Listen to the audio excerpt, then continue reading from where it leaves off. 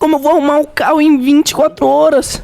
Ai, meu Deus, cara. Mano, me arruma pelo menos uma arma, mano. Uma arma. Aí, Santiago, dá aval aí pra ele, rapaz. Você tem uma Glock aí, fião? Não vou te dar arma grande, não, que você não tem a responsa. Te dou um carro, você perde, louco. Vou te dar uma Glockzinha, fio. Única coisa que eu vou te dar. E é o seguinte, olha na minha cara. Ó, Olha na minha cara aqui. pega aí.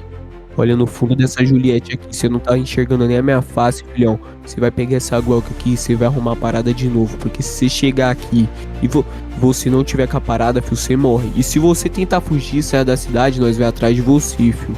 Nós tá com o olho pelo toda a cidade atrás de você, entendeu?